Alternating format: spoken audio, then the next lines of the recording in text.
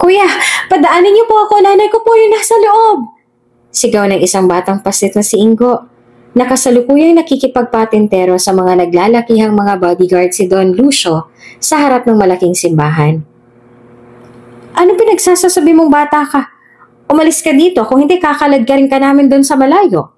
Bakit ba ayaw niyo maniwala sa akin?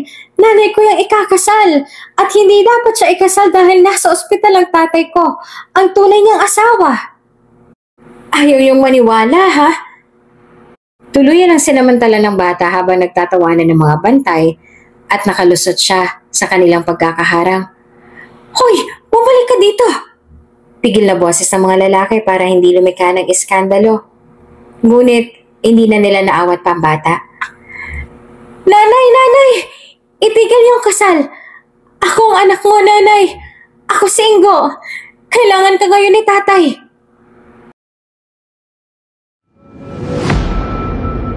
Kung bago ka pa lang sa channel na ito, Ate Jane TV, huwag kalimutang pindutin ang notification bell and subscribe button. Sana po hindi naman malaking abala sa inyo ang pagpindot ng subscribe button dahil ang kapalit po nito ay ang pagsuporta para makapag-produce ng mga libreng stories sa mga channels ni Ate Jane. Maraming salamat!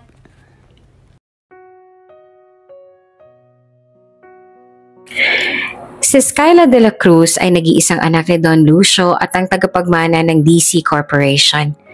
Ngunit nang dahil sa hindi inaasahang pag-iibigan ng anak ng kanilang family driver na si Adrian, ay nabago ang lahat sa kapalaran ng dalaga. Nabuntis si Skyla at ngayon ay itinakwil na siya ng kanyang ama. Hindi iyan natanggap ni Don Lucio dahil mahirap lamang si Adrian. Maging ang ama nito na si Mang Canor ay pinatalsik na rin sa trabaho ni Don Lucio kahit pa 8 taon na itong nagsiservisyo sa kanilang pamilya nang dahil lamang sa ginawa ng kanyang anak na si Adrian. Kaya ngayon ay kina Adrian natitira si Skyla. Natural lamang dahil magiging mga magulang na sila. Ngunit magpaganon pa man ay ayos lang yun kay Skyla dahil ang totoo ay matagal na rin niyang gustong umalis sa poder ng kanyang ama. Dahil sobrang higpit nito sa kanya na nawawalan na siya ng kalayaan at karapatan na mamili ng buhay na gusto niya. Mahal, ano pa bang inaalala mo? Huwag mo nang intindihin si Daddy. Mahigpit lang talaga yon. Pero hindi ka naman nun magagawang saktan. Isa pa akong bahala sa'yo. Wala na siya magagawa dahil buntis na ako. Magkakaanak na tayo. Maamong sabi ni Skyla sa kanyang nobyo na si Adrian. Kilala niya kasi si Don Lucio. Sigurado siyang sa mga oras na ito ay gumagawa na siya ng paraan para mapaghiwalay sila ni Skyla. Pero syempre kahit alam niyang dehado siya ay hindi pa rin niya isusuko si Skyla lalo pa ngayon na magkakaanak na sila. Naiintindihan ko naman yon, mahal. Nag-aalala lang ako baka tuluyan ng masira ang relasyon ninyo mag-ama ng dahil lang sa akin. Mahal na mahal kita. Pero syempre hindi ko pa rin maiwasan na hindi mag-alala dahil syempre sanay ka sa marangyang buhay.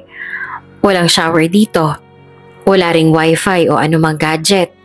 Wala ring masasarap na pagkain. Paglalahad ni Adrian. Napahinto naman siya na magsalita na rin si Skyla. Pero meron namang ikaw. Yung mga nabanggit mo hindi naman yun ang kailangan ko para mabuhay eh. Ikaw ang kailangan ko para mabuhay. Ikaw lang, sapat na, mahal ko. Basta kasama kita, wala akong hindi nakakayanin. At handa akong harapin ang mga pagbabago. Basta kasama kita. Buong puso namang sagot ni Skyla. Ito nga ang nagustuhan ni Adrian sa kanyang nobya. Ang pagiging mapagkumbaba nito at simpleng babae na walang kaarte-arte sa katawan kaya naman alam niya na magiging isang mabuting ina at asawa ito sa kanila ng kanilang magiging anak. Sa kabilang banday, nagtanong naman si Adrian. Bigla kasi siyang na-guilty dahil kung si Skyla nga ang kampante lang at hindi nag-aalala kaya anong karapatan niya para mag-alala pa sa mga mangyayari pa lamang. Tunay ba yan, mahal? Malumanay na tanong naman ni Adrian. Oo naman. Ngayon pa ba nabuntis na ako saka pa ako susuko? Adrian, oo mayaman ako. Pero simpleng tao lang din ako. Lumaki ako na kukuha ko lahat ng gusto ko sa isang pitik lamang. Hindi na mo problema sa pang-araw-araw at milyon-milyon ang nawawalda sa loob lamang ng isang araw. Pero may isang bagay pa rin na kailanman ay hindi na ako magkakaroon.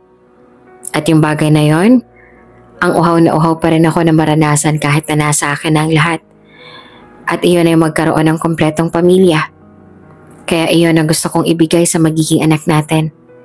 Sa hirap man o ginhawa, ay magkasama tayo na itataguyod ang ating pamilya. Dahil yung bagay na yan ang kailanman, hindi ako nagkaroon. Sincero at buong pusong sagot naman ni Skyla. Doon ay lumuwag na rin ang ngiti sa mga labi ni Adrian. Napawi ang kanyang pag-aalala at napalitan niyo ng pag-asa at paghanga sa kanyang nobya. Hindi ko alam pero masasabi kong ako na ang pinakamaswerteng lalaki sa buong mundo. Patawarin mo ako kung nag-aalala ka agad ako, mahal. Nakalimutan kong ikaw lang ay sapat na. Kayo na magiging anak ko. Mahal na mahal kita, mahal. At gagawin kong lahat para mabigyan kayo ng magandang buhay. Buong pusong sagot naman ni Adrian. Naniniwala ako na magiging isa kang mabuting ama at asawa sa amin itong si Junior. Sabi naman ni Skyla at saka nadampi na rin ang kanilang mga labi. Nang sumunod na araw habang abala si Skyla sa pagtutupi ng mga damit ay bigla na lamang tumawag ang kanyang ama. Naalala niya na kaarawan nga pala ngayon ni Don Lucio kaya naman nais si Don na makita at makasama ang kanyang unika iha sa pinakamahalagang araw ng kanyang buhay. Matapos makausap ni Skyla ang ama ay nagtungo muna siya sandali sa labas upang sabihin iyon sa kanyang nobyong si Adrian na abala naman sa pagsisibak ng kahoy. Mahal, tumawag si Papa.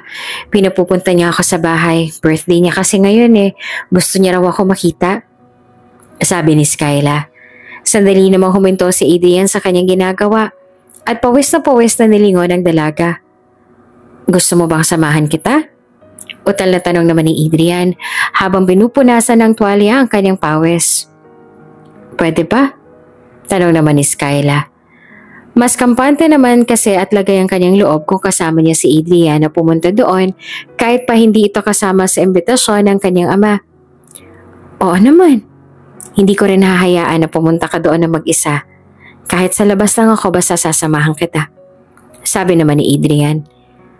Ano ka ba? Sa tingin mo ba'y papayag ako na nasa labas ang asawa ko? Ikaw talaga. Sabi naman sa kanya ni Skyla. Kinagabihan din ay doon naghanda na nga ang dalawa. Kahit ano talagang ibihis kay Skyla, simple man o magarbo, ay talagang nangingibabaw at lumulutang ang ganda ng babae. Habang si Adrian naman ay hindi magkaintindihan sa isusuot para lamang magmukha siyang presentable man lang kahit hindi siya imbitado. Mahal, ayos na ba itong suot ko? Tanong ni Adrian kay Skyla. Lumapit naman sa kanya si Skyla na posturang-postura. Medyo nakaramdam pa nga ng hiya noon si Adrian sa kanyang sarili dahil nakakahiyang tabihan ng maganda at napaka-eleganteng babaeng si Skyla. At para naman hindi bumaba ang tingin ni Adrian sa kanyang sarili, ay pinagaan naman ni Skyla ang kanyang loob, which is totoo din naman dahil kahit masasabing mahirap lang itong si Adrian ay lutang na lutang pa rin ang kagwapuhan nito kaya naman marami ring nahuhumaling dito. Oo naman ano, ang pogi mo kaya sa polo na yan. Regalo ko yan sa'yo, diba? Nakangiting sabi pa ni Skyla at saka lumapit kay Adrian. Oo nga, at ito lang ang pinakamatino kong damit sa lahat. Tugon naman sa kanya ni Adrian. Na makapag-ayos sa silang dalawa ay sumakay na sila sa owner ni Adrian at nagtungo na sa mansyon ni Skyla. Malaki na ang tiyan ni Skyla at halatang halata na ang baby bump. Inaasahan niya na o nila na pag-uusapan at pagtitinginan siya doon ng mga mapangmata at matapobre nila mga bisita, ngunit walang pakialam si Skyla dahil hindi naman sa kanila umiikot ang mundo niya. Ilang oras nang nakarating sila sa mansyon ni Skyla. Sa labas pa nga lang ay rinig na nilang instrumental music na paboritong tugtugin ni Don Lucio. Marami na rin mga nakaparadang sasakyan sa labas kaya siguradong marami ng bisita sa loob. Naisipan na lang din ni Adrian na doon na lamang igarahe ang kanyang owner kaysa ihilera sa sasakyan ng mga matapobreng mga mayayaman. Good evening po, Ma'am Skyla. Bati ng gwardya kay Skyla. Si Skyla nga lang binati nito na animoy hindi nakita si Adrian. Binaliwala na lamang yan ni Adrian dahil wala naman siyang pakialam. Mas lalo pang ang hinigpitan ni Skyla ang pagkakahawak niya sa kamay ni Adrian. Good evening. Seryosong bati naman ni Skyla. Hahakbang na sana sila papasok ng gate nung bigla na lang silang pigilan at harangin ng gwardya. Teka lang po. Ipinag-uutos po ng inyong ama na si Don Lucio na huwag papasukin si Sir Adrian. Pasensya na po, ma'am. Paumanhin ng gwardya. Nagsalubong naman ang dalawang kilay ni Skyla. Nagkatinginan pa nga sila ni Adrian kaya naman mariin siyang tumutol dito. What? Don't you see this? I'm pregnant. And he is the father of my child. And soonest magiging asawa ko na siya. Kaya papasukin niya siya kung ayaw niya mag-iskandalo ako dito. Bulala si Skyla. Ngunit pa rin nanindigan ng mga gwardyang naroon na masusundin nila ang utos ni Don Lucio kesa sa dalaga. Pasensya na po talaga, Ma'am Skyla, pero kami po mawawala ng trabaho kapag ipinilit niyo po ang gusto ninyo. Pasensya na po talaga dahil napag-utusan lang din po kami. Muling pakausap ng mga gwardya. Umirap naman si Skyla at saka tiningnan ng masama mga lalaki. Damn it! Anas niya. Sandali muna silang umurong ni Adrian at doon ay nag-usap muna sila. Tinitigan ni Skyla si Adrian. Bigla siyang nakaramdam ng awa sa kanyang nobyo. Kung maaari nga lang na wag na siyang tumuloy sa loob ay nagawa niya na. Hindi rin naman niya gustong pumunta doon, kundi lang sa birthday ngayon ng kanyang ama dahil kahit na papaano naman ay ama niya pa rin si Don Lucio. Mahal, okay ka lang ba dito? Hayaan mo, kakausapin ko lang si Papa. Ako magpapapasok sa'yo sa loob. Mahinahong sabit naman ni Skyla kay Adrian. Nginitian naman siya ni Adrian para hindi na rin mag-guilty si Skyla. Isa pa siya na rin naman ang pumayag na magkita ang mag-ama dahil syempre gusto pa rin naman niyang magkaayos ang dalawa dahil mag-ama pa rin naman sila. Huwag mo akong alalahanin, mahal. Ayos lang ako dito. Inaasahan ko naman na to Sige na, pumasok ka na sa loob. Baka hinihintay ka na ng daddy mo. Dito na lang muna ako sa sasakyan maghihintay, okay? Malumanay na sagot naman ni Adrian. Sigurado ka, mahal? Dito ka lang? Huwag ka mag-alala. Hindi ako tatagal sa loob, okay? Babatiin ko lang si daddy, magpapakita lang ako.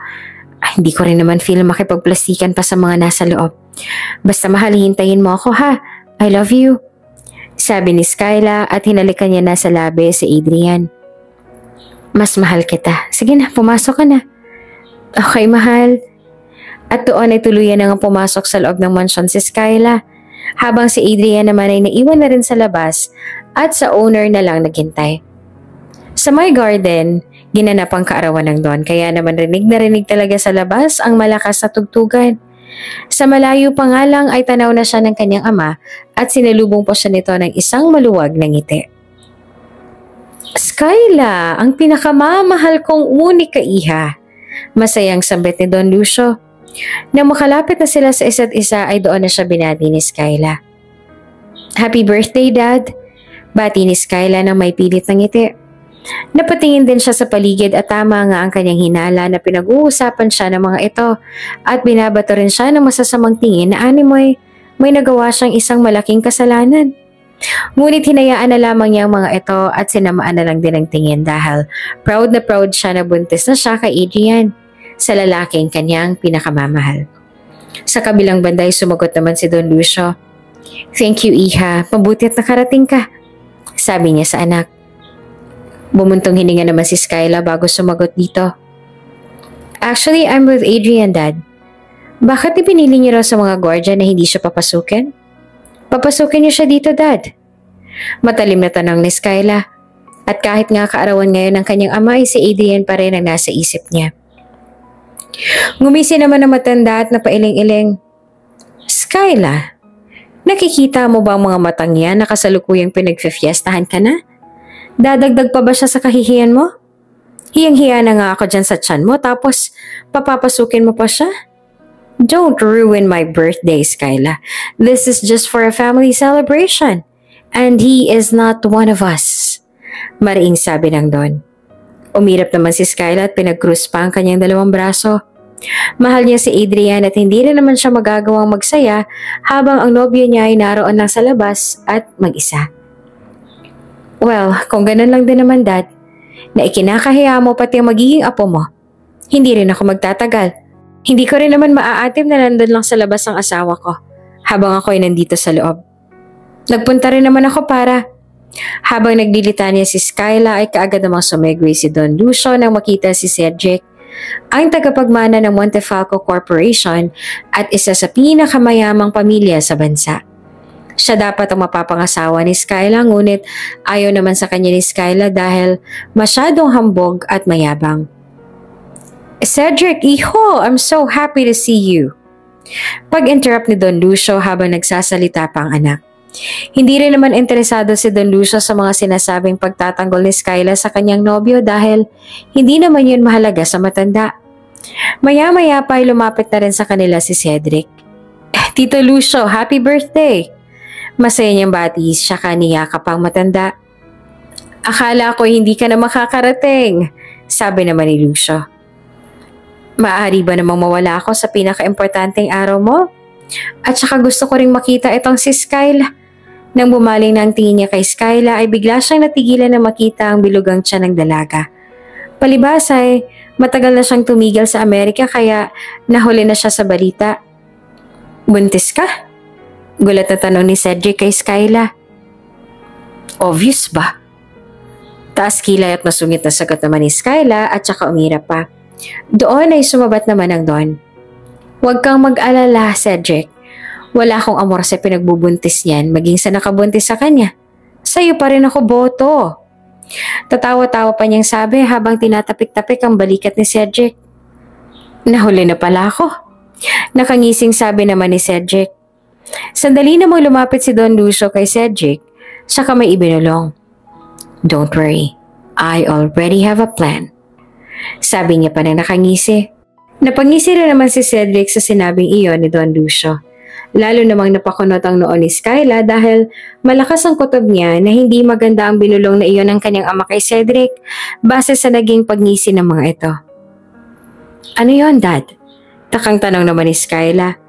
Umiling na lamang ang Don at isinama ng dalawa sa may long table kung saan nakahanda ng mga masasarap na potahe na ipinahanda ni Don Lucio para sa lahat. Nothing. Halika, doon tayo at nagpahanda na ako ng mga masasarap na pagkain. Yaya ng Don at saka hinawakan sa balikat ang dalawa. Nagpumiglas naman si Skyla dahil ilang minuto na rin siyang nasa loob at ang inaalala niya ay si Adrian na baka nilalamok na sa labas sa kahihintay. Dad, aalis na ako. Kanina pang naghihintay sa labas ang asawa ko. Maawa naman kayo. Anas si Skyla. Huminga naman ng malalim si Don Lucio at binigyan ng kondisyones ang anak. Sige, papayagan kitang umalis na pero kumain ka muna. Huwag kang mag-alala. Kung inaalala mo yan na yung sikmura mo ng bastardo mong asawa, papadalhan ko siya ng pagkain sa labas. Pangungot siya naman ni Don Lucio at hindi naman iyon nagustuhan ni Skyla. Hindi siya bastardo, Dad. Bulyaw niya. Wala siyang pakialam kahit pagtinginan pa sila ng mga bisita. Pwede ba huwag kang makipagtalo, Skyla? Nakakahiya sa mga bisita, maupo ka na.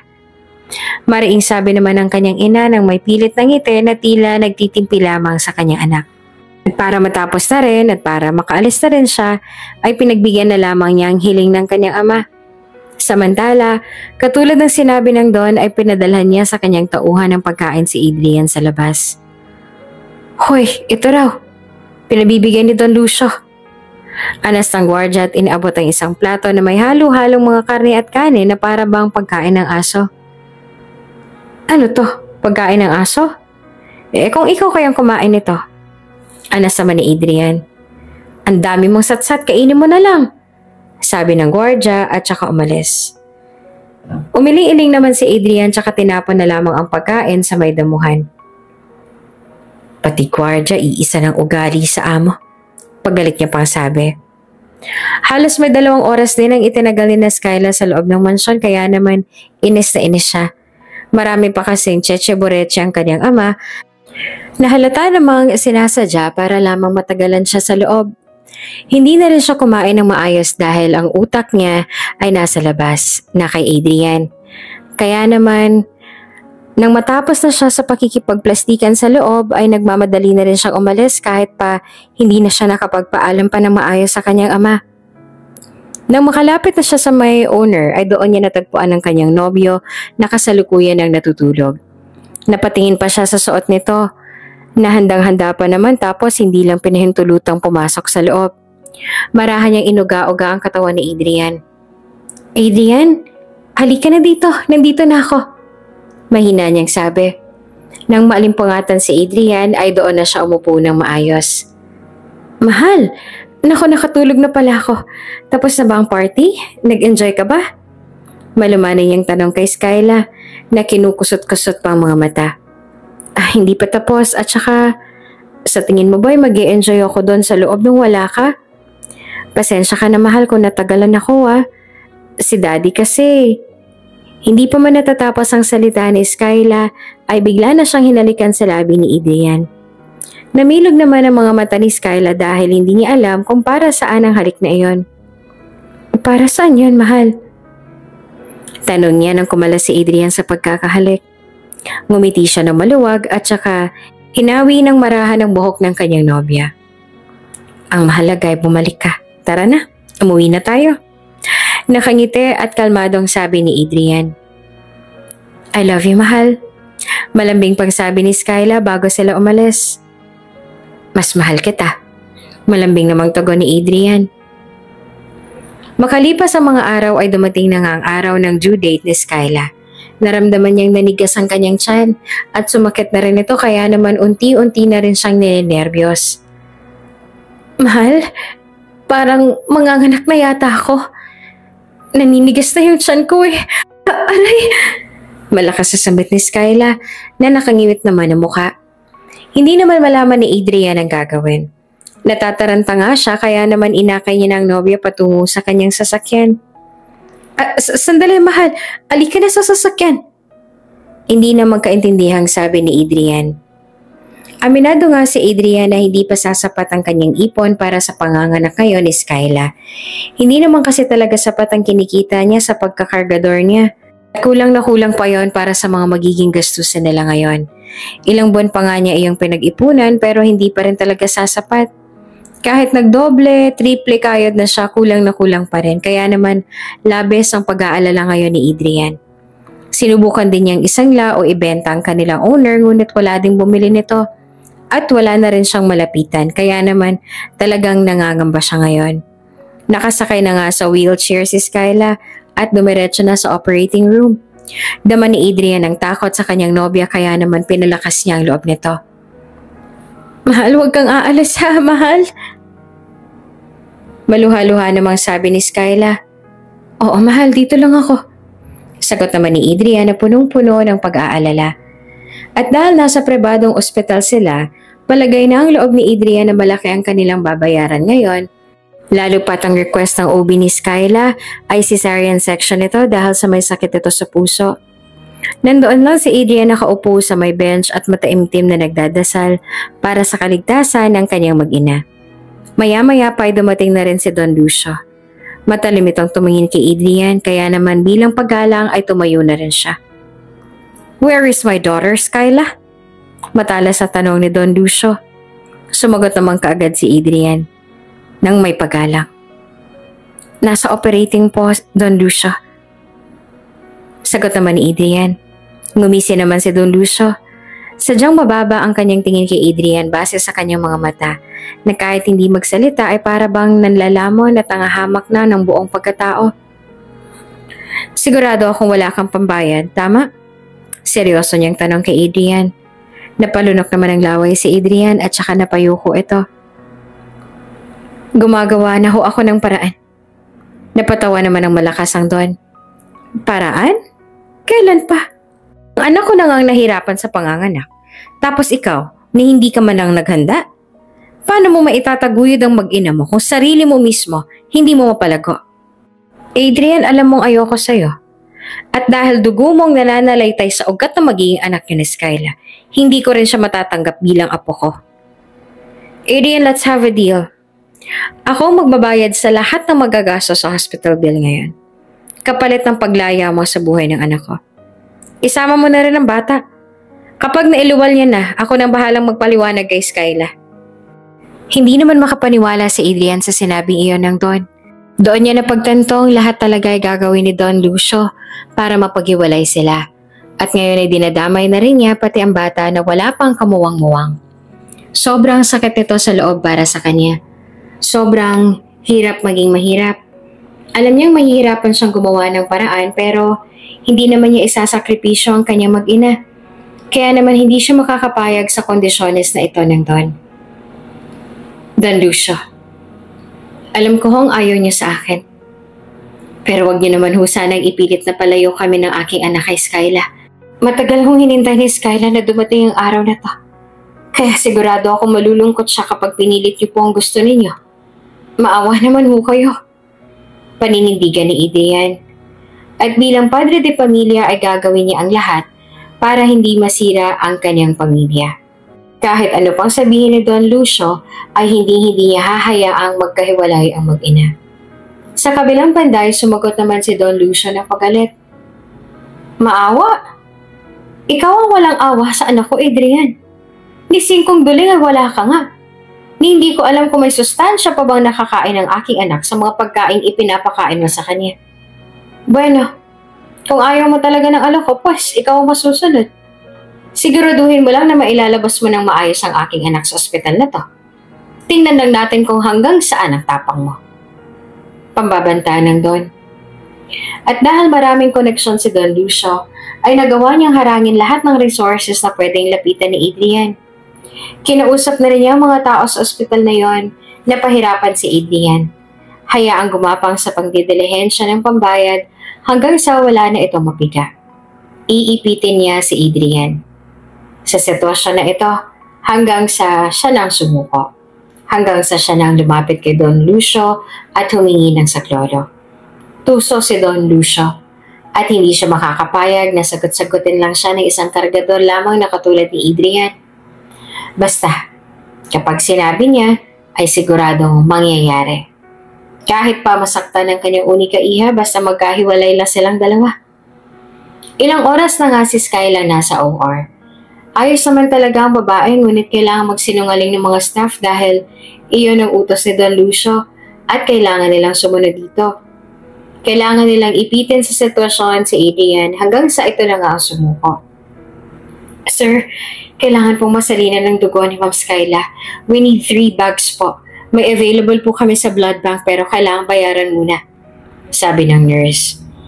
Napatayo naman si Adrian at bariya na lang ang meron siya dahil ang ibang pera niya ay nakalaan na sa paglabas si Skyla. Kulang pa nga kaya namomroblema pa rin siya. Ha? Pero wala po akong hawak na pera dito. Baka naman po pwede munang salinan niyo muna siya ng dugo. Pakiusap naman po, oh. Pakiusap ni Adrian. Halos luhod samba na siya nagmakaawa sa mga nurse.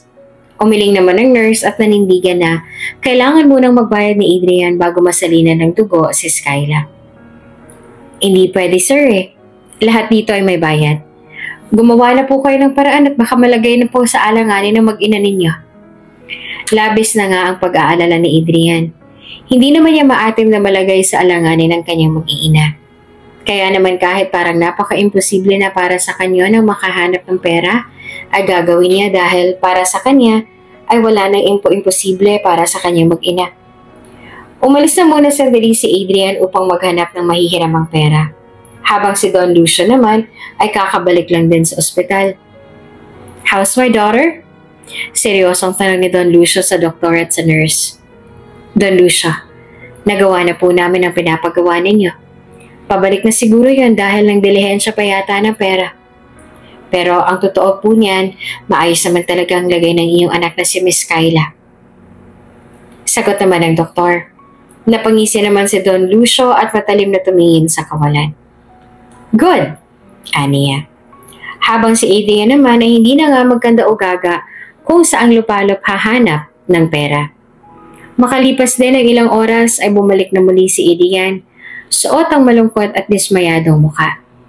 Nadutan niya si Don Lucio na tila ba siya talagang hinihintay. Adrian, ilalagay mo ba sa alanganin ng anak ko? Ano?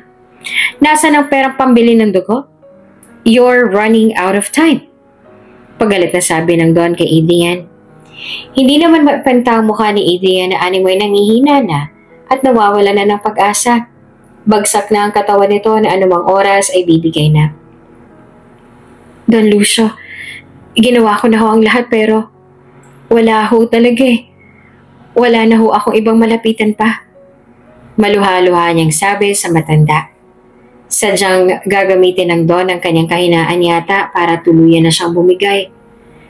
Para tuluyan na siyang sumuko at ipaubaya na si Skyla sa kanyang pader. Sa kabilang banda, ay taas noon namang sumagot ang matanda. So, what do you mean? Tanong naman ni Don Lucio. Ayaw man ni Adrian ang kanyang gagawin at tabag man dito sa kanyang kalooban, ngunit buhay na ng kanyang mag-ina ang nakasalalay dito. Ibababa niya na ang kanyang sarili at lulunukin ng pride para humingi ng saklolo kay Don Lucio dahil sa ngayon ay mas matimbang na ang buhay ng kanyang mag-ina kesa sa kanyang pride. At ito ang mas mahalaga ngayon. Umangat ng tingin si Adrian sa Don at doon ay lakas loob ng humingi ng tulong sa matanda.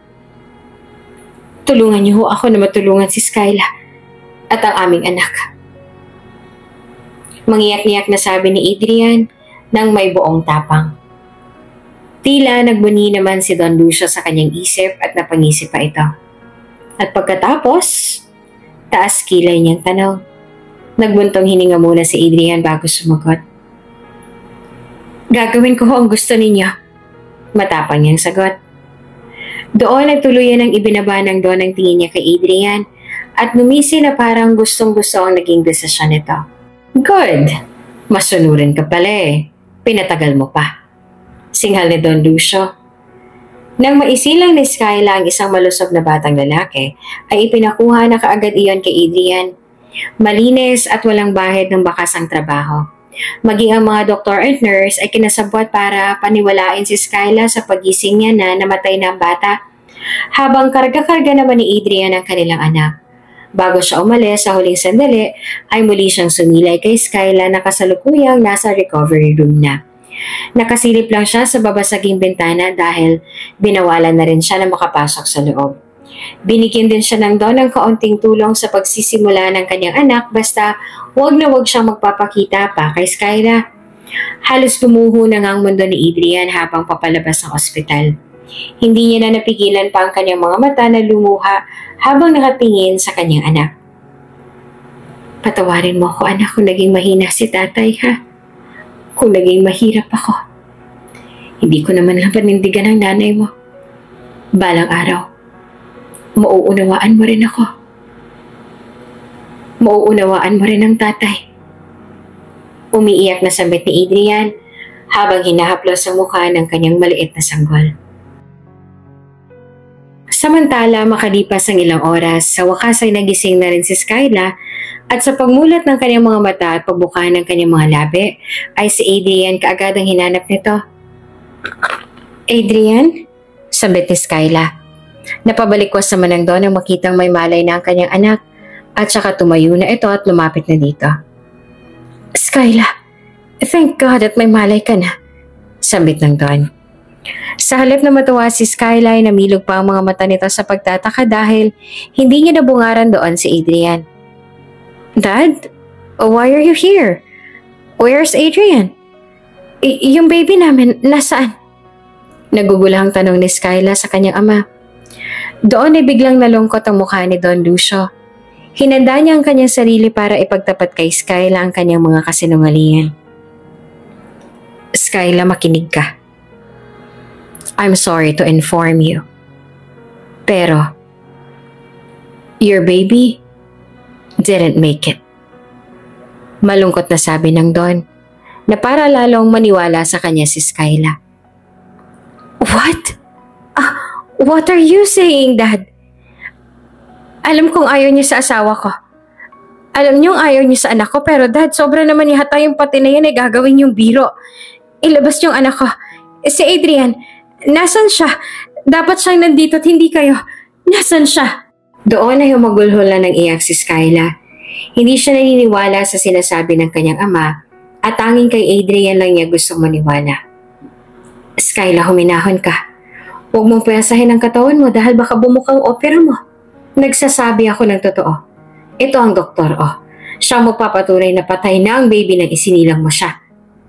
Sabi naman ni Don Lucio at pilit na pinapakalma ang kanyang anak. Nag-hysterical na nga si Skyla at hindi na alintana kung bagong opera man siya o basta ang gusto niya ngayon ay ang makita ang kanyang anak at ang kanyang asawa. Titigil lang siya kapag nakausap niya na si Adrian. Sa kabilang banda, para mas mapaniwala si Skyla, ay nagsalita na rin ang doktor at nagpaliwanag. Tama po ang inyong ama, Miss Skyla. Nakapulupot po ang puso ng bata sa kanyang leeg, dahilan para maputol ang paghinga nito. Sa katunayan po ay agaw buhay din kayo kanina kaya natagalan kayo sa OR dahil dumumi na ang bata sa inyong tiyan. Ginawa po namin lahat para maisalba ang kanyang buhay. Ngunit, hindi po na kinaya ng bata. Nagdadalamhati rin po kami sa kanyang pagkawala. Malungkot na sabi ng doktor, nabayaran na ito at nautusan ni Don Lucio na magsinungaling para mas maging kapanipaniwala ang kanilang pagpapanggap. Sa sinabi ng doktor ay lalong nag-hysterical si Skyla. Iyak lang siya ng iyak at pilit pa rin hinahanap ang kanyang mag-ama. Hindi maaari ito, Dad. Nasaan ba si Adrian? Dad, nagmamakaawa ko. I need him. I need to know the truth. Pagmamakaawa ni Skyla. Ngunit maninindigan si Don Lucio na wala na talaga ang bata at papalabasin niyang matagal nang nagloloko si Adrian. Hindi nga titigil si Don Lucio hanggat hindi niya nasisira ang relasyon ng dalawa. Kahit pa sobrang sama na ng kanyang ginawa, ay hindi na alintana ng Don dahil ayaw niyang mabahiran ng lahi ni Adrian ang kanilang maharlikang pamilya. Ito rin ang plano nila ni Cedric, na si Don Lucio ang gagawa ng paraan pag nailuwal na ni Skyla ang bata at umayon nga lahat ngayon sa plano. Ano bang gusto mong malaman? Doktor na nga nagsabi sa'yo na wala ng bata. Ayaw mo pang maniwala? At si Adrian? Umalis na siya. Matagal ko na siyang pinamanmanan at nalaman ko na niloloko ka niya. May iba siyang babae, Skyla. And here's my proof. Ipinakita ni Don Lucio ang mga peking litrato ni Adrian na may kasamang ibang babae. Ayaw namang maniwala ni Skyla at alam niyang hindi iyon magagawa sa kanya ni Adrian. Kaya naman pilit pa rin niyang kinukumbinse ang kanyang sarili. Hindi ako naniniwala. Anong ginawa mo sa kanya, Dad? Ilabas yung mag-ama ko. Nakikiusap ako. Pagmamakaawa ni Skyla na humahagulhol na sa iyak. Wala na sila. At tanggapin mo na lang yan. Paninindigan ni Don Lucio. Nang mga sumunod na araw ay nakalabas na rin si Skyla. Habang si Adrian naman ay mag-isa na doon sa kanilang bahay at wala nang katuwang sa pagtataguyod sa kanilang anak na tinawag niya sa palayaw na Ingo.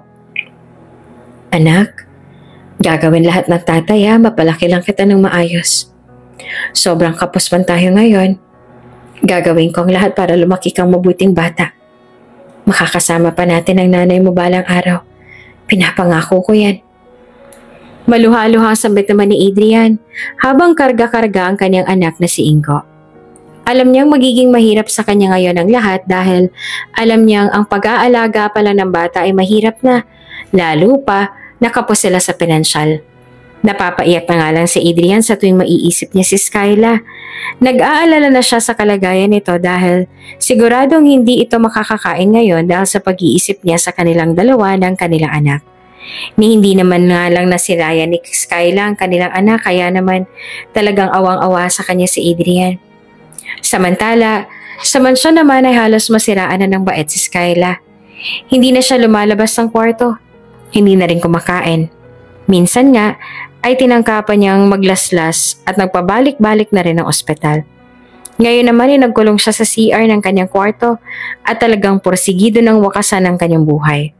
Mahal na mahal niya si Adrian. At kung hindi man nga si Adrian ang makakasama niya, ay mas mabuti pa na mamatay na lang siya. I wanna die. I wanna die. Ayoko na. I hate my freaking life. Kailangan ko mag-ama ko. Ayoko na. Gusto ko nang mamatay. Sigaw ni Skyla. Halos maubos na nga niya ang isang bote ng sleeping pills hanggang sa tuluyan ng nag-blurred ang kanyang paligid. Naroon lang siya sa ibaba ng bathtub at nakasandal hanggang sa dumulas na rin ang bote ng pills na kanyang hawak-hawak mula sa kanyang kamay at tuluyan nang nawala ng malay. Palibhasa ay nakalok ang pinto ng kwarto ni Skyla kaya nahuli na rin sina Don Lucio. At nang makita niya na ang sinapit ng kanyang anak na nakahandusay na sa may sahig, ay doon na nakasigaw ang matanda. Skyla! Skyla! Malakas na sigaw ni Don at mabilis na nasakluluhan ng kanyang mga tauhan ang kanyang anak patungo sa ospital. Dok, kamusta nang lagay ng anak ko? Nag-aalalang tanong ni Don Lucio sa doktor na tumingin kay Skyla. Kanina pa siyang tulala, Don Lucio. Sinubukan ko siyang kausapin at tanungin, ngunit paulit-ulit yung sinasabi na wala siyang maalala. Don Lucio, matinding depresyon ang nararanasan ng iyong anak. Kaya na-trigger ang kanyang utak. Idagdag pa natin ang samot-saring pills na kanyang iniinom na nakakaapekto ng masama sa kanyang utak. Nagkaroon siya ng temporary amnesia, dala ng anxiety. Hindi ko masabi kung kailan babalik ang kanyang memorya, ngunit sinisigurado ko naman na hindi ito magtatagal. Masamang balita ng doktor. At dahil nga sa masasamang nangyari ay nagkaroon si Skyla ng temporary amnesia o panandali ang pagkawala ng kanyang mga alaala. Masyado ngang na-torture ang kanyang utak ng kanyang depression kaya dito siya humantong sa ganitong kalagayan. Bigla namang nakaramdam ng panlulumo si Don Lucio sa kanyang nalaman. Ngunit sa kabilang banda ay ayos na rin sa kanya para hindi na rin maalala pa ni Skyla ang nakaraan. Hinihiling na nga rin niya na sana nga ay wag lang bumalik ang alaala ni Skyla nang sa ganon ay makapagsimula ng muli ang dalaga ng bagong buhay at para matupad na rin ang kanyang plano na maipakasal na si Skyla kay Cedric. What happened to my daughter? Kasalanan to ng hayop na Adrian na yan. Pero ayos na rin yan para makalimutan na ni Skyla ang kanyang mag-ama at ang kanyang nakaraan. Singhal ni Don Lucio sa kanyang sarili habang pinagmamasdan ng kanyang anak na kasalukuyang nakatulala sa kawalan. Makalipas ang ilang taon ay marami nang nagbago. Malaki na rin si Ingo na ngayon ay 8 taong gulang na. Lumaki siyang bibo at bata pa lang ay marami nang alam ng gawain lalo na sa gawaing bahay. Dahil dalawa lang naman sila ng kanilang ama doon sa kanilang bahay. Tapos pareho pa silang lalaki ni Ingo na ang katukatulong ng kanyang ama sa lahat ng bagay. Ang ikinabubuhay na nga lang nila ngayon ay ang pagbebenta ng uling.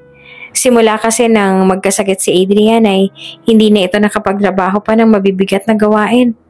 May ginawa kasi siyang desisyon ilang taon na nakakaraan na hanggang ngayon ay nakaukit pa rin sa kanyang alaala at kailanman ay hindi na maalis sa kanyang isipan. Tay, gutom ka na ba? Sandali lang po paluto na po itong kanin. Nakaprito na rin po ako ng tuyo at itlog. Masarap na naman po ang kain natin nito, Tay. Magiliw na sabi ni Inigo sa kanyang ama. Kasalukuyan yung nakahiga si Adrian sa kanyang kama at nakahawak sa kanyang tagiliran. Tay, masakit na naman po bang tagiliran ninyo? Gusto mo po ba dalhin ko sa ospital? Kahit na iniinday, napatawa pa rin si Adrian sa sinabi ng anak. Nako, ikaw talaga.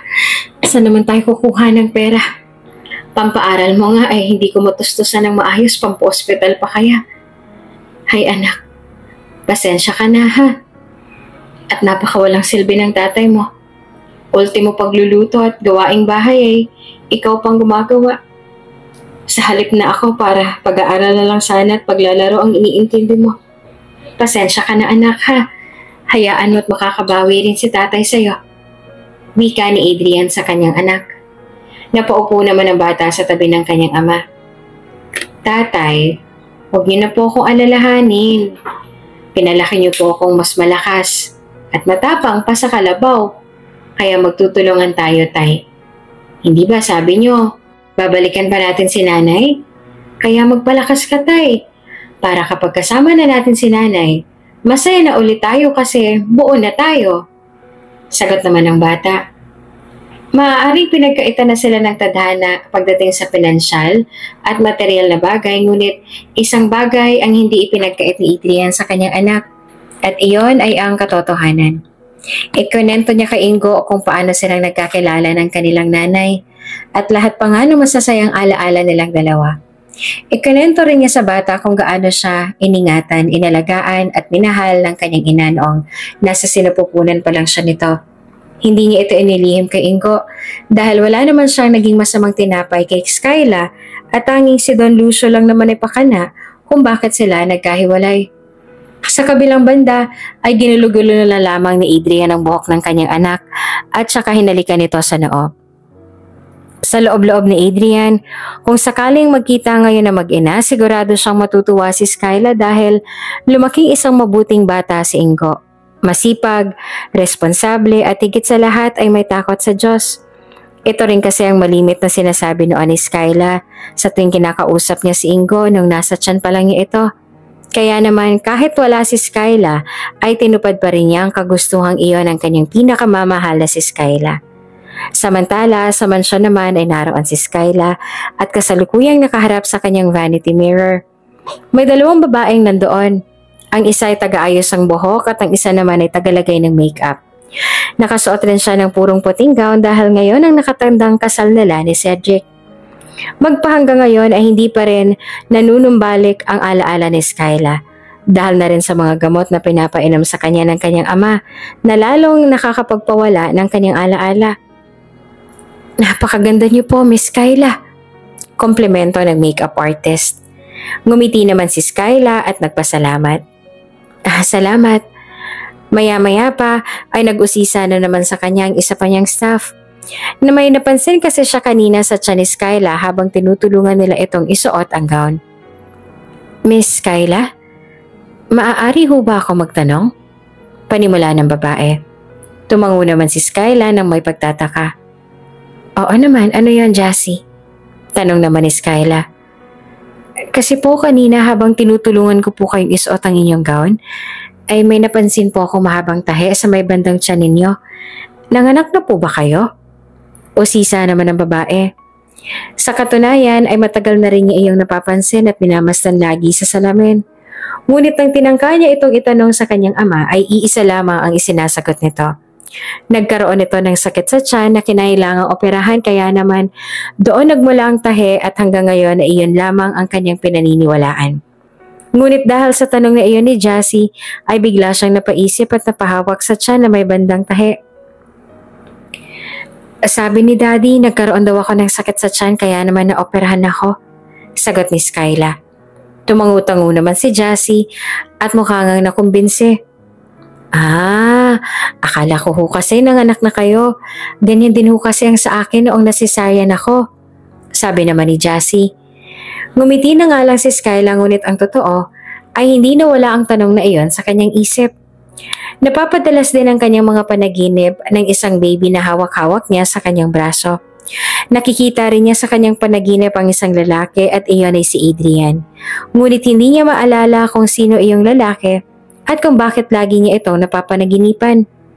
Ngayon nga na ikakasal na siya ay aminado siyang wala talaga siyang maramdaman na pagmamahal kay Cedric. Na ang palabas pa nga ng mga ito ay matagal na silang magkasintahan at mahal na mahal daw ni Skyla ang lalaki. Ngunit kahit anong gawin pa ni Skyla ay wala talaga siyang maramdamang espesyal kay Cedric. Ilang oras nga lang ay ikakasal na si Skyla at Cedric. Wala namang kamalay-malay si Adrian na napupuntahan pala ni Ingo ang mansyon ni Skyla at dahil nakikita ni Ingo ang litrato ng kanyang ina, ay madali niya itong namumukaan. Minsan nga ay palihim na nagtungo si Ingo sa mansyon at narinig niya sa usapan ng mga katulong ang magaganap ngayong kasalan. "Ingo, saan ka pupunta?" Tanong ni Adrian sa anak nang makita nitong isinakbit ang kanyang maliit na body bag.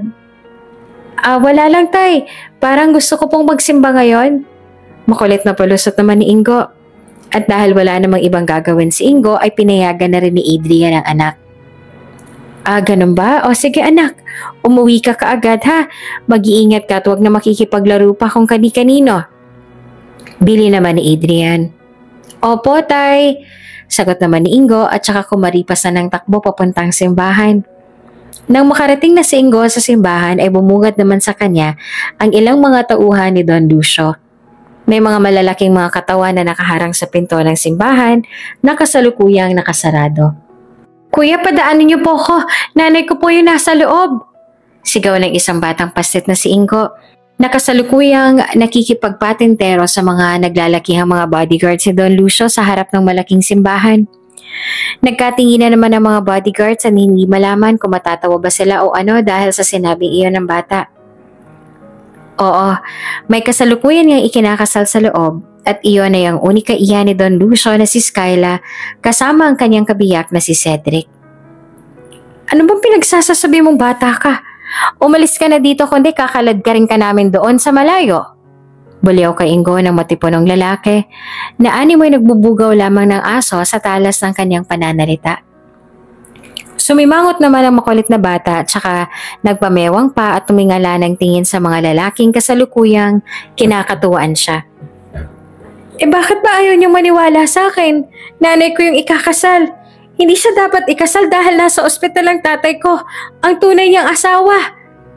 Lakas loob naman na sabi ni Ingo tapos ay sabay-sabay na nagtawanan ng mga lalaki na akala mo'y nagsasabi ng nakakatawang biro ang bata.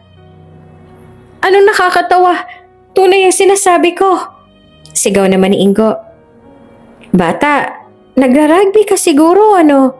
Nako, gutom lang yan. O eto Barya, kumain ka muna kahit chichirya. Halos maluha na nga sa kakatawa ang lalaki. Pagkaabot ng barya ay muli silang nagtawanan. Ngunit tinapon lang ni Ingo ang mga baryang yon tsaka inihanda na ang sarili sa pagpasok ng simbahan. Ayaw ninyong maniwala ha? Tatangu-tangong sabi ng bata at saka tuluyan ng sinamantala ang pagkakataon na nagtatawanan ng mga bantay at sa wakas ay nakalusot na sa kanilang pagkakaharang. Hoy! Bumalik ka dito! Pigil na boses ng mga lalaki para hindi lumikha ng iskandalo. Ngunit hindi na nila naawat pa ang bata at tuluyan ng pumasok sa loob ng simbahan at doon ay sumigaw na upang tawagin ang atensyon ng bride. Nanay! Nanay, itigil yung kasal! Nanay, akong anak mo, nanay! Ako si Ingo! Kailangan ka namin ngayon ni tatay! Buong lakas na sigaw ng bata. Nagulantang naman ang mga taong naroon. Lalong-lalo na si Don Lucio at lahat sila'y napatingin kay Ingo. Sinong batang yan? At paano yan nakapasok dito? Mahina at mariing tanong ni Don Lucio sa kanyang sarili. Habang sina Skyla at Cedric naman ay natigilan rin na tanging ay na lamang ni Skyla ang hinihintay. Skyla, don't tell me naniniwala ka. Utal na tanong ni Cedric kay Skyla habang nakatingin naman sa babae samantalang si Skyla naman ay napako na rin ang tingin sa bata. I don't know, pero itigil muna natin ang kasal. Sabi naman ni Skyla at saka tumingin kay Cedric. Nanay, halika na po. Umuwi na po tayo. Kailangan ko po ni tatay. Hindi pa rin talaga tumigil si Ingo kahit pa kasunod niya na ang naglalakihang mga bodyguards si Don Lucio.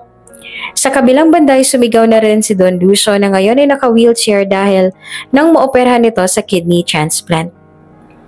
Palabasin yung batang yan, sigaw ng Don. Nilapitan naman ng mga maskuladong bodyguard si Ingo.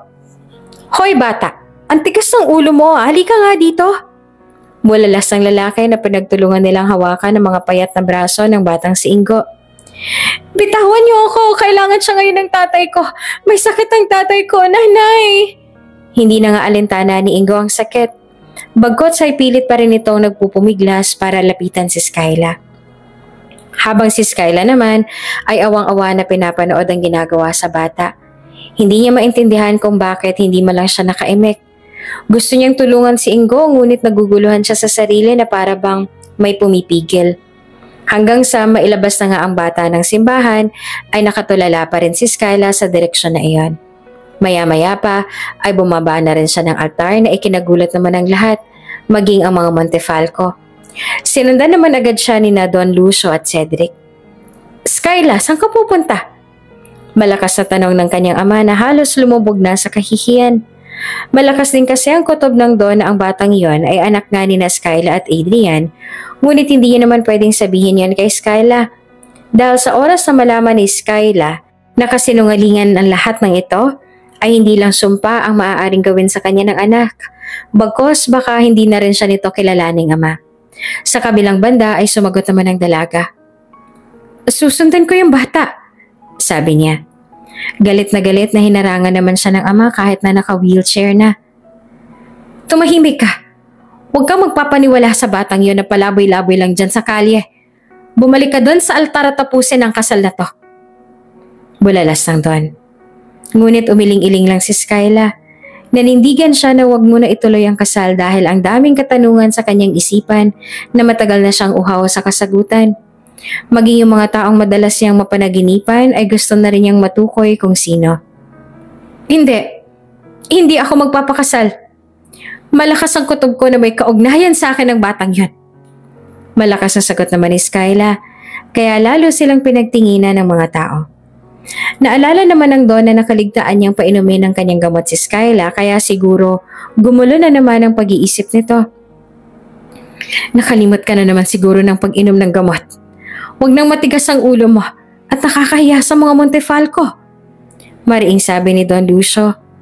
Maya-maya pa ay bigla na lamang nag-blurred ang paningin ni Skyla at saka napahawak sa kanyang ulo. Aray! Gusto ko na umuwi, Dad. Sobrang sakit ng ulo ko. Daing niya na halos mamilipit na sa sakit. Lumapit naman si Cedric. What's happening? Tanong niya kay Skyla na mukhang babagsak na.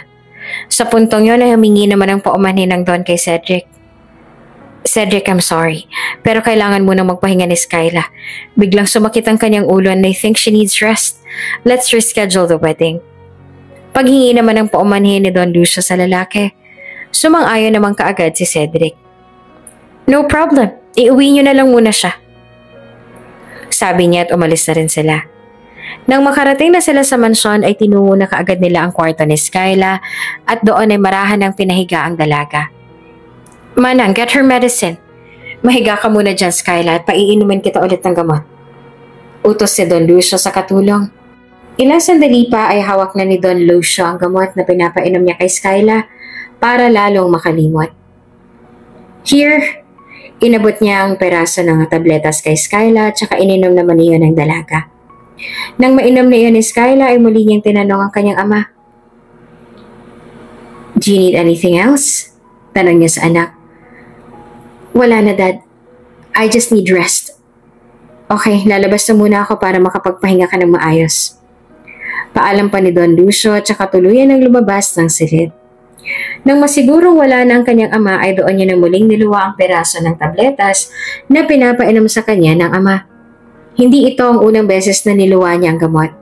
Napapansin niya kasi na sa tuwing may mga bago siyang naaalala na itinatanong niya kaagad sa kanyang ama, ay bigla na lamang siyang pinapainom ng tabletas na yon, tapos kapag nakakainom siya, ay bigla na lang mawawala iyon sa isip niya. Kaya naman sa obserbasyon niya, ay hindi niya nilunok ang gamot na iyon dahil sa tingin niya ay hindi iyon makakabuti sa kanya. Nararamdaman din niyang parang may mali. Para bang may itinatago sa kanya ang kanyang ama. Para bang may lihim sa kanyang nakaraan na ayaw nilang mabunyag. At lalo pang ang dumagdag sa kanyang isipin yung kanyang tahe sa kanyang tiyan. What if nagkaanak nga siya? What if nga hindi talaga yun opera dahil lang sa sakit sa tiyan? What if nga yung batang tumutol kanina sa kanilang kasal ni Cedric na tinawag siyang nanay ay ang baby na lagi niya napapanaginipan at anak niya pala talaga ito? Gulong-gulong nga si Skyla at gusto niya nang malaman ang totoo. Sino ba ang batang yun? Bakit niya ako tinatawag na nanay? Sino siya? Bakit ganito ang aking pakiramdam? Pakiramdam ko ay matagal ko nang kilala ang batang yan. Kailangan ko siyang mahanap. Baka siyang kasagutan sa aking mga katanungan. Nagugulahang sambit ni Skyla. Hanggang sa nakatulugan na nga niyang pag-iisip. Samantala, kina Adrian naman ay kasalukuyang nagkukumprontahan ng mag-ama. Dahil sa nakitang pasa ni Adrian sa braso ng kanyang anak na si Ingo, iyak na nga lang ng iyak ang bata at hindi matanong ni Adrian. Yung totoo, Ingo, na paano yung pasa mo? Nakipagbasag ulo ka, no? Nakipagbarkada ka rin sa mga batang sangga na dyan sa labas? Huwag mo na akong iyakan, aminin mo sa akin ang totoo. Galit na tanong ni Adrian. Naggangalit na nga ang ngipin nito sa pag-aakalang sanhi ng pakikipag-away sa labas ang mga pasang iyon ni Ingo. Ngunit sa halip na sumagot si Ingo ay patuloy pa rin ito sa pag-iyak. Hindi ka magsasalita? O sige, gusto mo ng hagupit ha? Maghintay ka at kukunin ko ang sinturon ko. Matapang ka no? Ngayon, tingnan natin ang tapang mo. Sandaling tumayo naman si Adrian upang kuhanin ang kanyang sinturon. Bahagi niya nga ito ng pagdidisiplina sa kanyang anak para lumaking may takot at hindi matigas ang ulo. Nang makuha niya ng muli ay siya nang bumalik sa harap ni Ingo na umiiyak pa rin. Hindi kita pinalaki para makipagbubugan lang dyan sa labas. Itinuro ko ba yan sa'yo, ha? Sumagot ka. Doon ay sumigaw na si Adrian. Habol nang ang hininga niya sa galit sa bata. Ayaw man niyang hagupitin ng sinturon si Ingo dahil naaawa siya sa payat ng katawan nito, ngunit hindi para sa kanya ay hindi magtatanda ang bata kapag hindi niya dinisiplina at tinuruan ng leksyon. Itinaas na sana ni Adrian ang sinturon at ihahagupit na sa anak nang bigla itong natigilan sa sinabi ni Ingo. Pinuntahan ko po si nanay. Sinisinok-sinok na sabi ni Ingo. Nagsalubong naman ang dalawang kilay ni Adrian. Pinaulit pa niya ito para makasiguro sa kanyang narinig. Anong sabi mo? Ulitin mong sinabi mo. Kunot noong tanong ni Adrian sa anak. Doon ay lukas loob na rin na nagtapat si Ingo. Patawarin niyo ako, tatay. Nagsinungaling ako sa'yo. Gusto ko lang naman maranasan na magkaroon ng nanay. Yung mag-aalaga sa akin. Sa'yo. Naiinggit ako sa ibang bata sa tuwing ihahatid sila ng mga nanay nila sa school. Tapos hahalik sa pisngi bago pumasok. Gusto ko pong makilala si nanay, tay. Kaya palihim po ako nagpupunta sa mansyon nila. Ang laki ng bahay ni nanay, tay. Pero bakit hindi tayo pwede doon? Tapos ng isang araw, narinig ko na pinag-uusapan ng mga katulong na ikakasal na raw si nanay kaya doon ako nagpunta kanina. Sinubukan kong pigilan ng kasal, tay. Pero walang naniwala sa akin. Nakita ko si nanay, tay. Napakaganda niya. Habang nakatingin siya sa akin, alam kong napapaisip siya at naguguluhan. Itong mga pasang to, gawa to ng mga tauhan ni Don Lucio nang palabasin ako sa simbahan. Patawarin niyo ako, tay. Gusto ko lang naman na mabuo na tayo pero bakit ba hindi pwede? Bakit ba ang hirap bawiin ni nanay? Umiiyak na pag-amin ni Ingo. Doon ay tila nabuhusan naman ng malamig na tubig si Adrian sa sinabi ng kanyang anak. Inaasahan niya na ang bagay na ito. Na balang araw ay maghahanap din ng nanay itong si Ingo. Kaya nga hindi niya inilihim ang totoo sa bata para hindi ito mawala ng pag-asa. Ngunit hindi niya inaasahan na ganitong katapang pala ang kanyang anak na mas malakas pa ang loob nito kaysa sa kanya.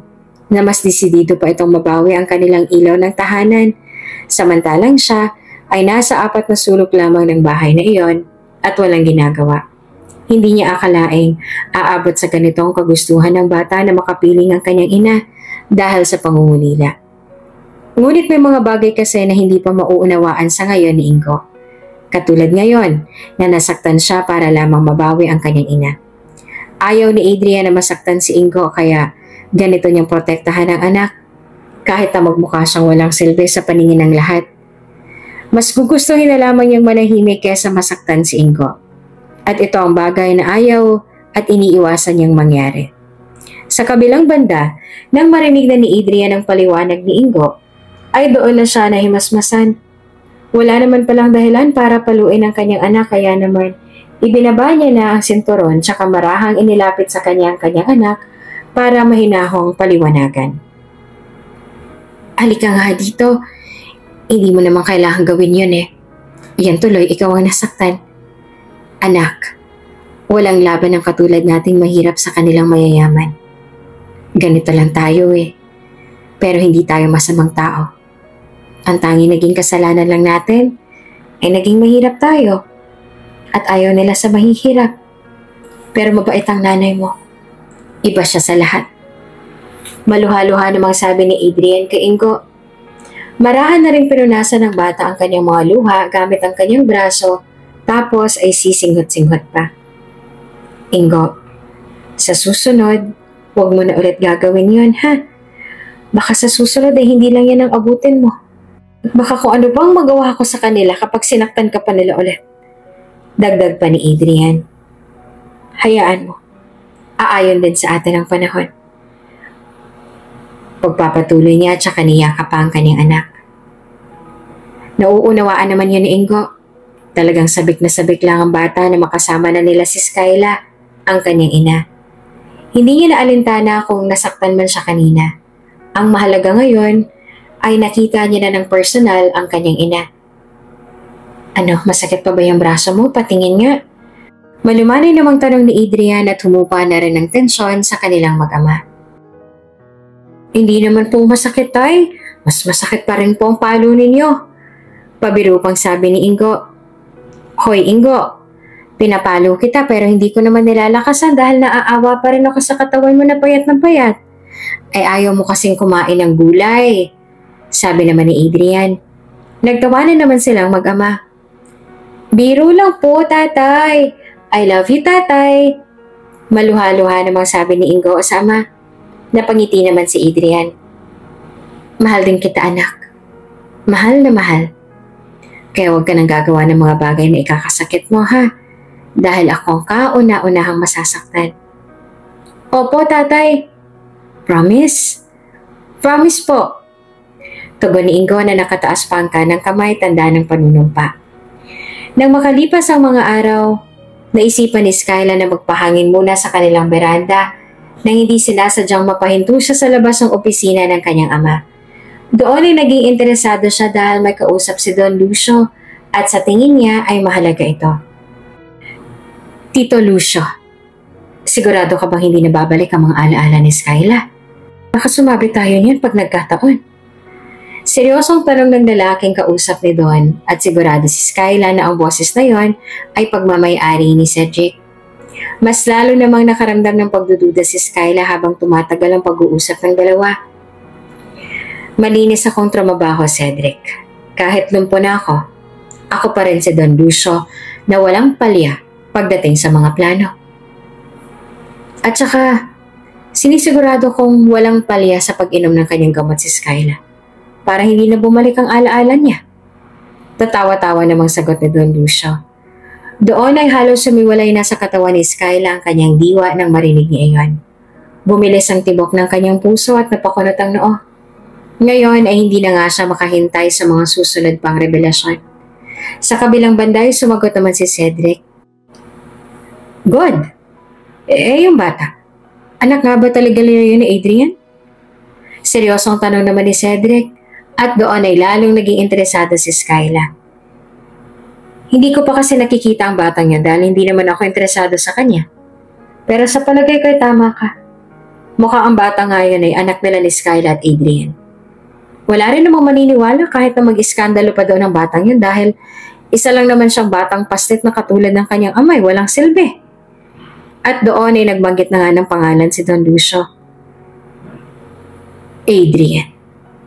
Malalim na inisip ni Skyla ang pangalan yon at ramdam niya sa sarili niya na pamilyar siya sa pangalan yon. Bigla nga siyang napahawak sa kanyang ulo dahil sumasakit ito. Ngunit kailangan niyang tiisin dahil alam niyang marami pa siyang malalaman na revelasyon sa pag-uusap ng dalawa. Nag-aalala namang sumagot si Cedric. Paano kapag bumalik ang batang yan? Tapos kasama na si Adrian. Nag-aalala niyang tanong. Doon ay kinampante naman ng Don ang lalaki at siniguradong wala nang makakasira pa sa kanilang plano. Cedric, baka nakakalimutan mo na wala nang maalala pa si Skyla. Ultimatum na yung gamot na pinapainom ko sa kanya. Kaya sigurado akong burado na sa kanyang isip ang walang kwentang mag-ama niya. At saka kung mangyari man ngayon, dyan pa lang sa gate ay nakahanda ng mga tauhan ko at anumang oras ay pwede ko silang saktan. Huwag nila akong susubukan. Pagmamalaki pa ni Don Lucio. At tila nga tuwang-tuwa ito sa sinapit ng kanyang anak. At maging ang pinagdaanan nito ay tila ba gustong-gusto pa niya. Nang marinig iyon ni Skyla ay doon na siya hindi nakapagpikil. Persahan niya nang binuksan ng pinto ng opisina at doon ay matapang na tinitigan ng dalawa. Napabalikos naman sa gulat sina Don Lucio at Cedric nang pumasok doon si Skyla. At kitang-kita nila sa mga mata ng dalaga ang nagsusumiklab na galit sa kanila. Hindi nga ito mapapalampas si Skyla at walang kapatawaran na ginawa nilang ito sa kanya. Dad? Cedric? Anong ibig sabihin nito? Anong pinag-uusapan ninyo? Bulalas niya sa dalawa. Napakunat naman ang noo ni Don Lucio at saka tinanong ang anak. Skyla, Hindi ba dapat ay natutulog ka na? Bakit gising ka pa? Makakasama yan sa pag-iisip mo. Mariing sabit ng Don. Ngumisi naman si Skyla at doon ay wala nang salita pa siyang papaniwalaan sa mga sasabihin ng kanyang ama. Bakit? Para tuluyan ako hindi makaalala? Dad, matagal na ako nagdududa pero pinapalampas ko lang pagdududang yon. Yung bata, anak ko siya? Kung anak ko siya, paano niyo nagawang paghiwalayan kami? Mga sinungaling kayo. Alam mo, Dad, nawala man ang mga alaala ko. Pero yung damdamin ko sa inyo bilang ama, nakaukit na sa puso ko. Wala yung pagmamahal dahil yung totoo. You never loved me. Kasangkapan mo lang ako para sa kabaliwan at kasakiman ninyo sa kayamanan. Hindi ko ito mapapalampas. Hindi ko kayo mapapatawad. Mariin at malakas sa sigaw ni Skyla at saka kumaripas pa ng takbo palabas ang mansyon. Dahil hindi naman siya mahahabol ng kanyang ama ay mabilis niyang inutusan ng kanyang mga tauhan na habulin si Skyla. Skyla! Skyla, habulin niyo siya! Huwag niyo hayaang makatakas! Sigaw ng Don ngunit nabigo lang sila. Hindi na nga nila naabutan pa si Skyla dahil mabilis na ito nakasakay ng kanyang sasakyan at minaneho na ito ng mabilis. Sa sobrang sama ng loob ni Skyla ay hindi niya naalintana kung napapabilis niya ba ang takbo ng sasakyan. Matalim lang siyang nakatingin sa daan habang mahigpit na nakahawak ang mga kamay sa manibela. Iyak lang siya ng iyak at galit na galit. Suklam na suklam nga siya sa mga ginagawa ng kanyang ama at halos isumpa niya na ito. Ni hindi nga niya alam kung paano mapapatawad pa ba ito. Ang tanging alam lang niya ngayon ay gusto niyang malaman ang tunay niyang pagkatao at kung sino nga ba talaga si Adrian at yung bata sa buhay niya. Samantala, kina Adrian naman, hindi sinasadyang mapadula sa kamay ni Ingo ang hawak niyang baso. Ingo, mag-ingat ka naman, nasaktan ka ba? Sabi ng kanyang ama. Tingnan kaagad ang kamay ng anak.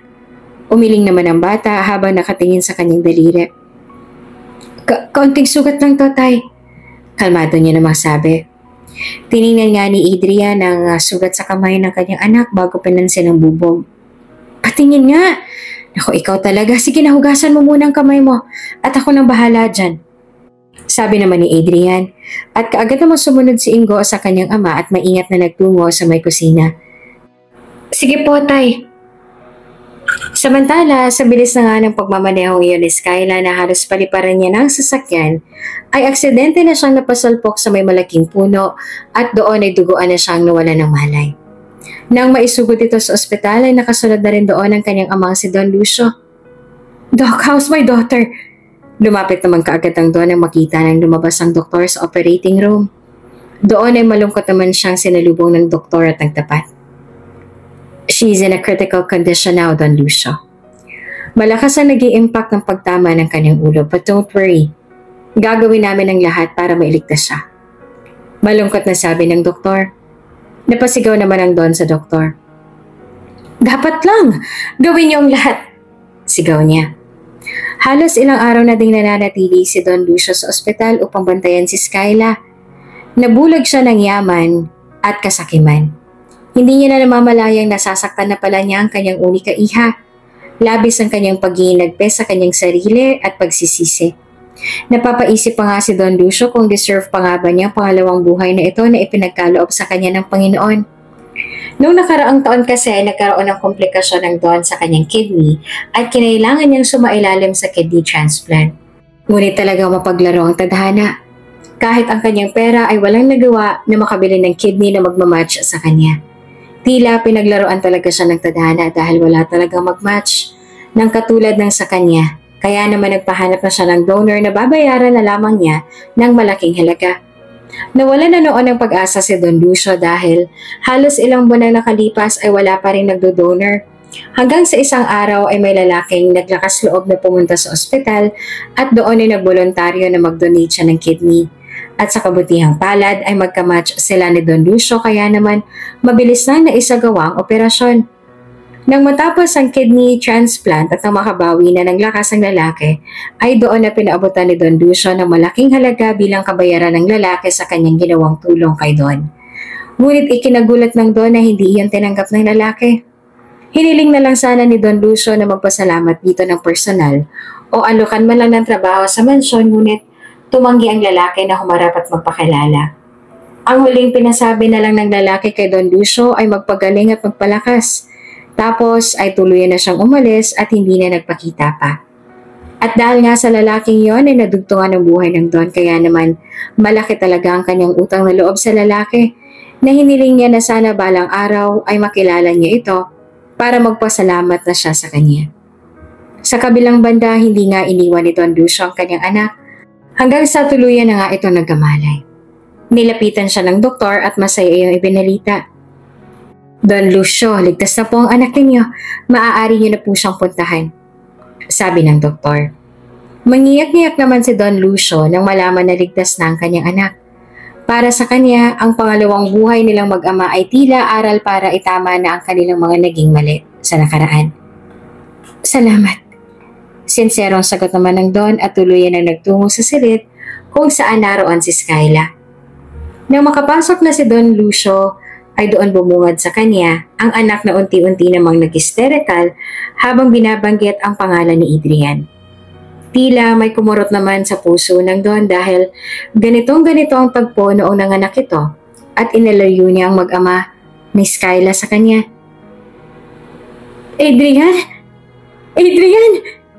Umiiyak na tawag ni Skyla. Sa puntong yon, ay palagay na ang loob ni Don na maaaring tuluyan ng bumalik ang mga alaala ni Skyla. At ngayon, ay handa na siyang tanggapin ang galit at parusa na maaaring ibigay sa kanya ng anak. Skyla anak, ang daddy mo to. Kamusta ng pakiramdam mo? Nag-aalalang tanong ni Don Lucio kay Skyla. Sa puntong yon ay sinagawa naman siya ni Skyla na para bang munghing-munghi ito sa kanya.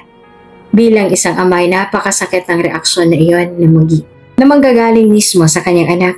Napapaluha na nga lang si Don Lucio at sinisisi ang sarili kung bakit niya nagawa ito kay Skyla. Hindi ikaw ang kailangan ko. Nasaan ang asawa ko? Nasaan si Adrian? Nasaan ang anak ko? Bulala si Skyla. Halatang halata sa mga mata nito ang galit na halos isumpa na ang kanyang ama. Naghahalo na rin ng emosyon ni Skyla dahil sa nababalot na ng labis sa sama ng loob ang kanyang puso sa kanyang ama. Sa pagkakataong yon, ay pilit namang pinapakalma ng Don ang kanyang anak. Nilapitan pa niya ito at sinubukang hawakan ng kamay, ngunit mabilis na nagpumigla si Skyla. Huminahon ka muna, Skyla. You have not totally recovered yet. Isipin mo muna ang kalagayan mo bago mo isipin ang iba. Nag-aalalang sabi naman ni Don Lucio. Matalim siyang tiningnan ni Skyla. Tingin na ngayon lamang nakita ni Don Lucio.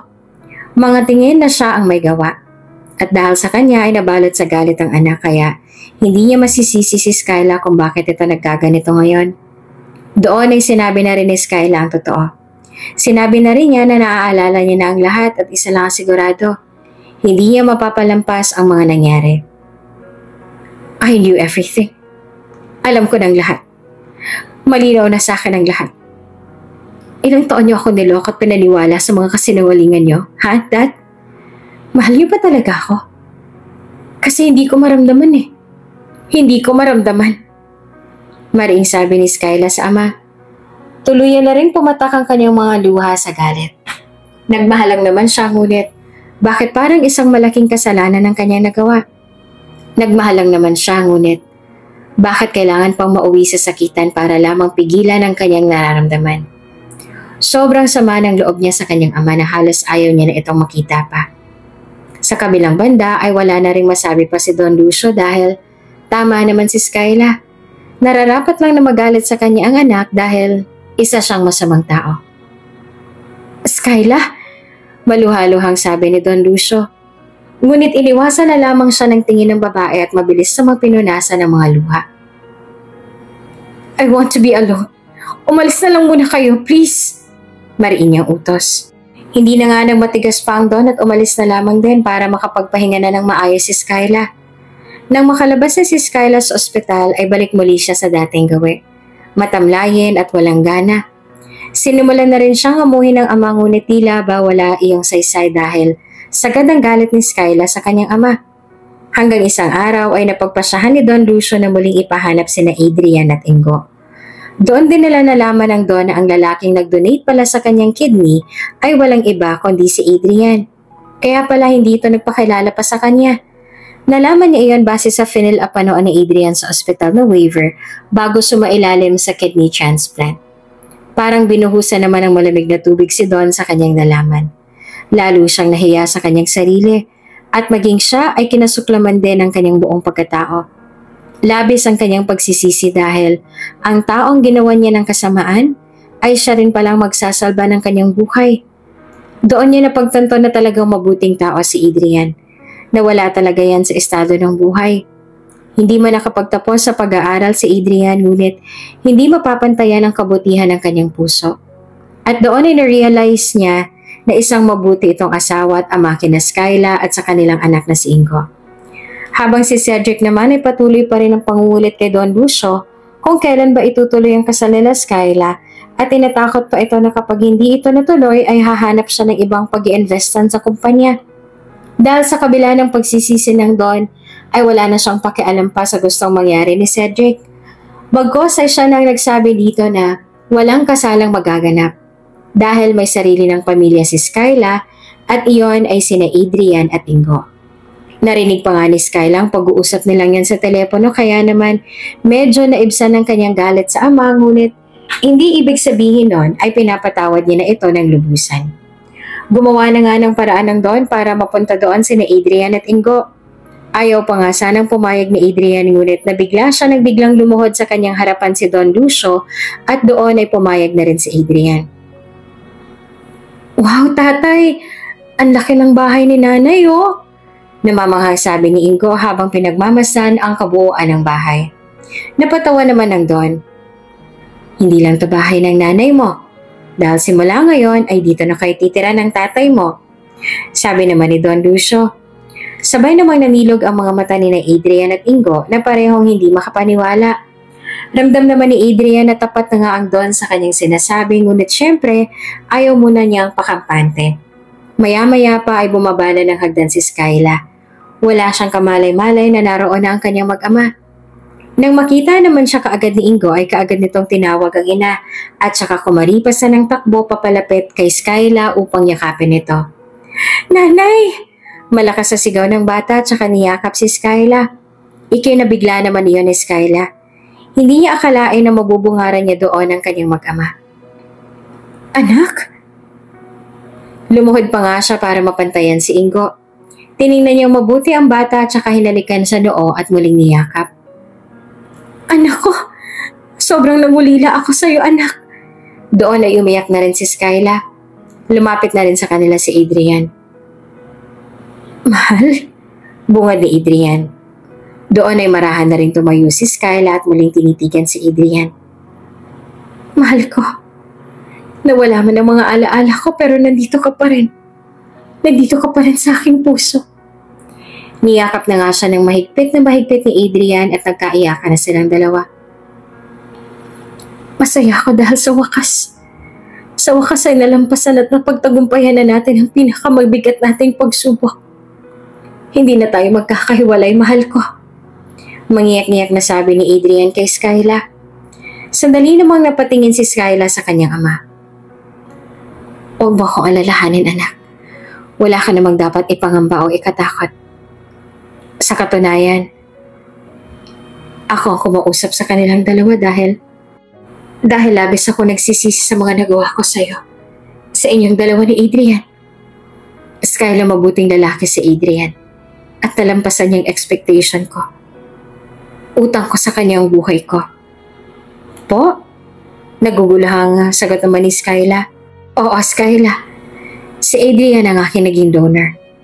At ngayon ko lamang dito nalaman. Kung hindi dahil sa kanya, baka wala na ako dito ngayon. Baka hindi na ako nagkaroon pa ng pagkakataon na ayusin ang mga nagulo ko at humingi ng tawad sa inyo. Patawarin ninyo ako kung naging masama ako sa inyo. Naging alipin ako ng salapi at nasilaw sa kayamanan kaya maging ang aking unika ay hindi ko na namamalayan na nasasaktan ko na pala. Patawarin mo ako, Skyla. Buong akala ko ay tamang pagmamahal na ibinibigay ko sa'yo. Ngunit hindi pala. Kaya ngayon, ibinibigay ko ng kalayaan mo. Sana ay mapatawad niyo ako. Lumuluhang sambit naman ni Don Lucio. Ramdam naman ni Skyla na sa pagkakataong ito ay nagsasabi nga ng totoo ang kanyang ama. Kaya sino ba naman siya para hindi patawarin ang sarili niyang ama? Ang mahalaga sa kanya ay inamin na ng kanyang ama ang kanyang pagkakamali at pinagsisisihan na ang kanyang mga kasalanan. Dad, you're still my dad. Ang mahalaga ngayon ay ang inyong pagtanggap. Patanggap sa inyong pagkakamali at higit sa lahat, pagtanggap sa aking mag-ama. Dad, produkto na ako ng broken family. At ayoko mangyari din yan sa anak ko. Kaya kahit anong gawing pagtutol niyo noon, ipaglalaban ko pa rin ang pamilya ko dahil alam kong pakiramdam ng walang ina. Gagawin ko ang lahat para sa anak ko. At patuloy pa rin sa pag-agos ng luha ang mga mata ni Skyla. Niyakap niya ang kanyang ama dahil halos matagal na ring panahon nang huli niya itong mayakap. Kaya humahanga ako sa iyo, Skyla. Ang pagmamahal mo sa iyong buong pamilya ay hindi matutumbasan ng kahit anong yaman sa mundo. Dahil mismo ang pamilya mo ang kayamanan mo. Thank you, Dad. Bumaling naman ang kanyang atensyon kay Ingo. And you, young man? Nakuha mo ang katapangan ng nanay mo. Nung lakas loob kang tumutol sa dapat ay kasal niya, remember? Ikaw na ikaw siya, Skyla. Lahat ay gagawin para sa pamilya. Kaya Ingo, patawarin mo si Lolo ha kung nasaktan kita. Mapapatawad mo ba ako? Tanong naman ni Don Lucio kay Ingo. Oo naman po, Lolo. Kung ang Diyos nga po ay nagpapatawad, ako pa kayang isang hamak na tao lamang? Magalang na tugon naman ni Ingo at doon ay tuluyan na nga silang nagkaayos-ayos. Doon na nga rin tumira sina Adrian at Ingo at siniguradong hindi na ulit sila magkakahiwalay. Naging maayos na rin ang relasyon ng mag-ama na sina Don Lucio at Skyla at naikasal na rin sila ni Adrian. At ngayon ay pinagbubuntis ng muli ang kanilang baby, number 2.